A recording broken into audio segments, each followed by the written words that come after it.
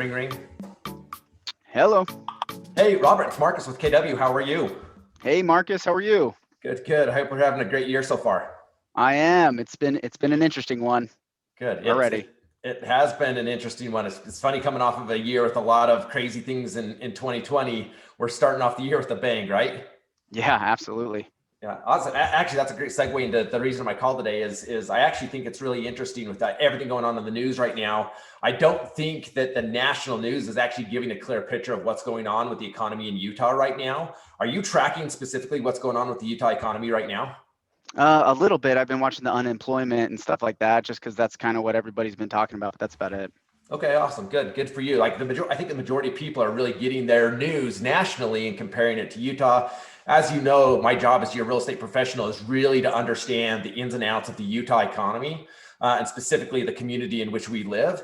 So one of the things I've really been focusing on this year is understanding what can we project for 2021 from an economic standpoint across all industries. And one of the things that's really sticking out to me right now is Utah is leading the country in the three most important economic indicators: population growth, job growth, and employment, which is really incredible, particularly with what's going on right now. Wouldn't you agree?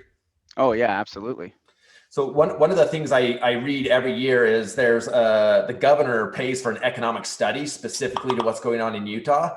And to be honest, the whole thing's kind of a dry read, but there's some really important information. So one of the things I did is I went through and highlighted what I think are the most important things for my clients to know right now.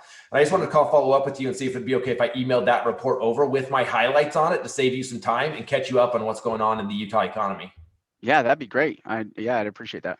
Cool. Awesome. Let me just verify your email address real quick. Is it 123@robert.com? That's exactly right. Okay, perfect. Hey, I'll send it over today. Why don't you take the weekend to look at it, and I'll follow up next week to kind of get a feel for what your big takeaways were. Yeah, that'd be great. Okay. Hey, hope the family's well. Let's talk soon. All right. Thanks, Marcus. Thanks, Robert.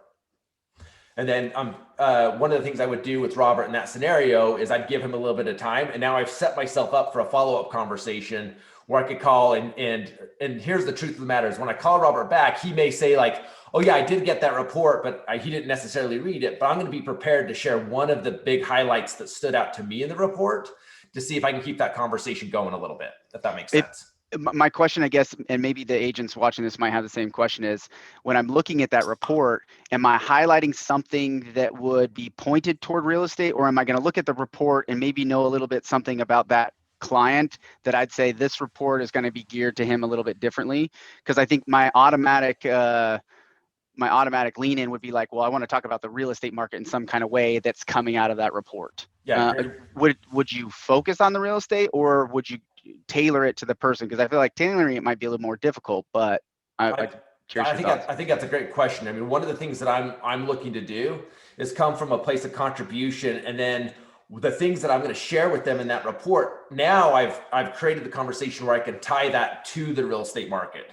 So like in the script, I used population growth, job growth, and employment. So now based on what they say to me is which one stood out to them, I can tie any one of those to the real estate market.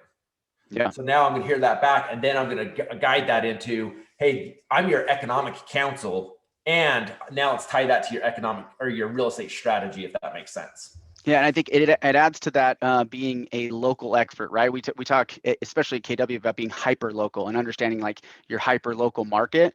Well, a lot of times we get macros. We even are going to get from that report a macro of Utah, but then we can kind of zone in and say, are you seeing those same things in your community? Right? Are you seeing those same things here in St. George, and maybe engaging in a conversation does this resonate with St. George as well as the state, and see if you can get some feedback there.